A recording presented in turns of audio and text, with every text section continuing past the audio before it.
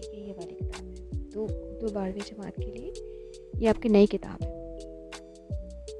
और ये कौमी निसाब 2022-2023 के मुताबिक नेशनल बुक फाउंडेशन की किताब है, वफाकी टेक्स्ट बुक बोर्ड इस्लामाबाद। ये इनका ठीक है, ये सारा देखिए,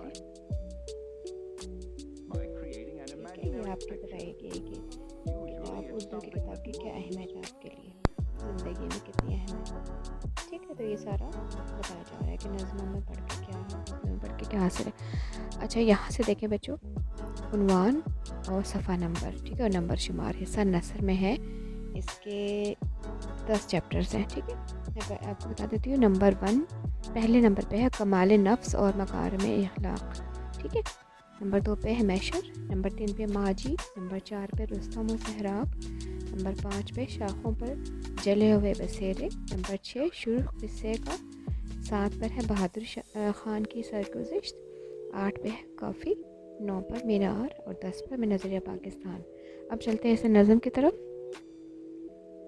ऐसा नज़म में पहला है हम, दूसरा नात, तीसरा मैं रोज़े से हूँ, नंबर 4 निसार में तेरी गलियों की, 5 इंसान कामिल की बरक़ात, 6 नई नस्ल का नोहा, 7 दास्ताने तैयारी में बाग़ की। हिस्सा गज़ल में है जग में आकर इधर उधर देखा, ख्वाजा मीर दर्द की ये गज़ल है।